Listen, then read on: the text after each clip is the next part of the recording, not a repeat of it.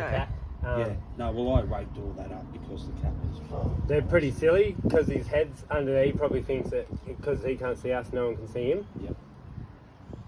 And what's that on him? So yeah, when you've seen enough of them, you say, "Oh, there's his head out there, actually." Oh, what? So yeah, it is a. Oh, yeah. Sometimes they go bonkers and sometimes they're pretty good. Oh. If he's already been done by a cat, he'll either be 50-50, he'll either blame it all on me or... Yeah, he's got scuffs on that side, the other side.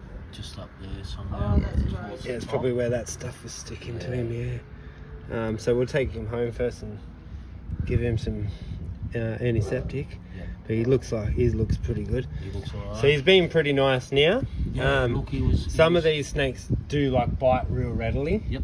So they're funny. Sometimes you can just pick them up and nurse them. I had one yesterday that was just cranky as. Yep. Makes me think this might be a female. The females are a bit nicer than the boys, especially this time of year that it's breeding season. Yep. The boys just think you're in to take their ladies, so they give you a go. But sometimes when they're injured, they'll just submit as well. But this one looks pretty nice, but I would never recommend to do this with a whip snake because if you got one that'll bite, they don't muck around, they bite pretty quickly. Yep. That's why I always feel them out first, feel out their behaviour. But this one's been pretty nice. But if people don't know how to handle them properly, they squeeze them or move too quick or frighten them in some way, and then they get defensive. So people watch snake catchers catch them, and we do things like this. So people go, "Oh, I could do that," but then if you don't know what to do and do it wrong, it'll spook the snake or hurt the snake, and then it'll be a completely different animal. So see, I'm just nursing his body and not squeezing it or anything. If people grab onto this tail and try and exactly. So there he's starting to go, hang on, Had enough.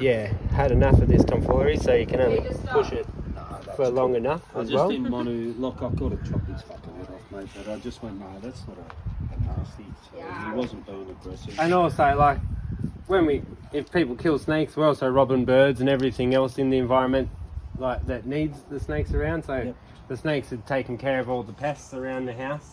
And then they're also feeding all the birds and things like that too. So kookaburras and magpies, crows and that, they all love to eat these guys, especially whip snakes because this is an adult. Yep. Oh, that's an adult. Yeah.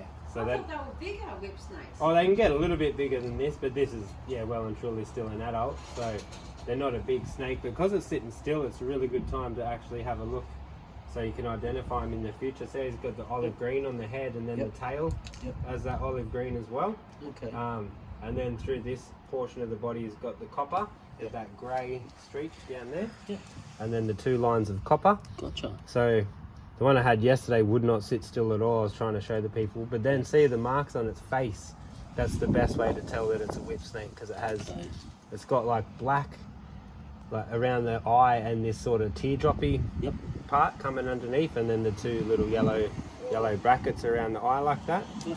So this one is being quite nice. Makes me think it is a girl, but I could be wrong. It could just be a nice one. Yep. They're quite 50-50. They're either hotheads or they're lovely. There's sort of no in between with these guys.